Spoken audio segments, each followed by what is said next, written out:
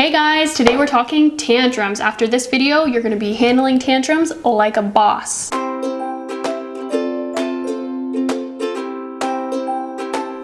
So before I get started, I just want to talk a bit about avoiding tantrums, because if we can avoid the tantrum altogether, we're golden, right? And because tantrums are all about power, I'm always trying to find ways to empower my kids to be their own boss. And this doesn't mean that they get to decide everything that we do or they get to dictate what goes on within our family life. It just means giving them limited choices. Would you like to sit beside mommy or daddy? Would you like to walk beside me or would you prefer to hold my hand? Did you want to give your brother the dump truck or the fire truck? You decide. Really simple things like, okay bud, it's time to leave the park.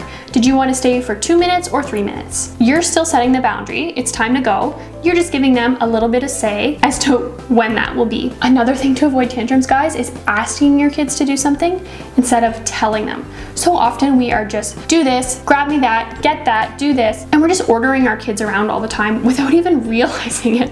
It's amazing the first time I sat back and really listened to what I was saying, realizing I was just giving commands all day long. When I switched that to asking for cooperation instead of demanding it, game changer. Guys, game changer. Would you mind? Oh, could you do me a huge favor? Could you please? It would really help if you could. Just ask and you will be amazed at the increase in cooperation. And try saying yes as much as you can. Again, this doesn't mean giving in to everything your kids want. It's basically saying no without saying no. Because for a lot of kids, saying no is a huge trigger. It causes them to put up their defenses and be like, oh yeah, mom, you're not the boss of me. And I have a whole blog post just on how to say yes when you really mean no. So I'll link it to the bottom. But just a couple quick examples. Say they're asking for a cookie at breakfast. Instead of saying, no, you can't have a cookie, you say, oh yeah, I would like a cookie too. Let's have one for dessert after supper. So you're not giving in, you're not giving them a cookie, but you're telling them when they can have a cookie. Or say you're on vacation. Oh, I really want to go to the water slides now, Dad. Can we go to the water slides now? Oh, I would love to go to the water slides too, bud. Why don't we do that after lunch? So you can still stay within whatever boundaries you have set, but you just don't have to say no all the time. It takes a bit of practice, but once you get the hang of it, you'll be saying yes all day long. And saying yes is way more fun than saying no all the time.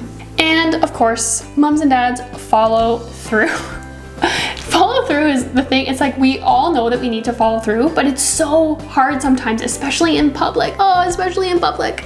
But you need to follow through. When you follow through and your kids know that you mean what you say, they're not going to test you as much. They're not going to try and bait you into getting that extra candy or getting that extra slide down the slide, because they know you mean what you say. It's time to go. It's time to go. Whereas if you give in sometimes, it's like, last time she said there was only one more slide, but I threw a hairy fit and then I got to do 5 more slides. So maybe if I throw a hairy fit again, then I'll get to do 6 slides this time. They're like little evil geniuses. Not evil, I don't mean that. But sometimes they use their powers for evil instead of good. So it's up to us to switch that around. So stick to your guns, follow through. And if you've done everything you can to avoid the tantrum, sometimes it's still gonna happen, right? So when you start to feel your spidey senses are tingling and you know that the tantrum is coming on, this is a great opportunity to try and jump in and squash it before it happens. First thing I always do, acknowledge their feelings. So you can see they're looking really disappointed, you can see they're upset, you can see they're angry, you can see they're frustrated. Tell them that you notice. Just offer them a little bit of empathy.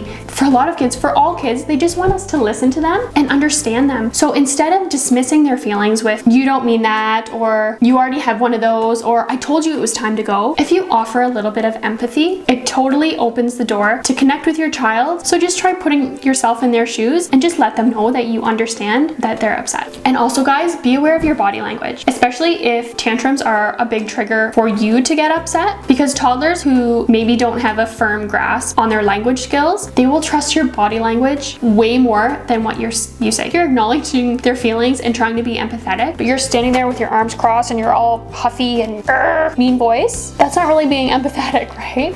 So just take a deep breath, try to relax, and acknowledge your child's feelings. And when they're in full-blown tantrum, forget about reasoning with them. This is not the time to try to rationalize with them. They've lost it. They have flipped their lid. They are gone. Save your explanations, save your rationalizations, and just disengage. And by disengage, I don't mean like, I've washed my hands of you, child tantruming. I don't have time to deal with this. That's not what I mean at all. I just mean don't give wind to their sails. Does that make sense? Just take a little bit of the wind out of their sail by not feeding the tantrum, not giving into it, because tantrums are no good if they don't have an audience. So try ignoring the tantrum first, but of course, if you're on vacation or you're in public, this isn't an option. So in those situations where their outburst is affecting other people, you need to remove them from the situation. But instead of just yanking them and taking them out, go back to your avoidance tactics. Acknowledge their feelings. I can see, bud, that you really wanted to stay at the beach and we can come back tomorrow, okay? Can you take a deep breath and calm yourself? Or do you need some privacy? Would you prefer to go back to the room for a little while? I'll come with you. Sometimes they will calm themselves and you can stay, tantrum over, no big deal. If they continue tantruming, that's your cue to exit. Okay, bud, I can see you need some privacy. Did you want to walk back to the room holding my hand? Or would you prefer to walk beside me? Just keeping it kind, but staying firm, following through and doing what you said you were going to do. And if you're walking back to the hotel room and they're pulling on you, Mom, I'm ready, I'm ready, I'm ready. It doesn't matter. You go back to the hotel room. Now, when you get back to the hotel room, if they've calmed themselves, they're back in a good frame of mind. Yeah, go back to the beach and water under the bridge. Water under the bridge. Just carry on with your day. And then later on, after the fact, you can circle back and talk about what was upsetting your child and what caused the tantrum. And no blame, no shame, just an honest conversation about what happened. Be open to listening to their side of what was bothering them. And then you can work on talking to them about what they could do differently next time, what they could say differently next time in order to channel those emotions and act appropriately. And of course, my favorite, letting them know that they can try again. So there you have it, my top tips on handling tantrums like a boss. I hope those help. If you have any questions or have an idea for my next video,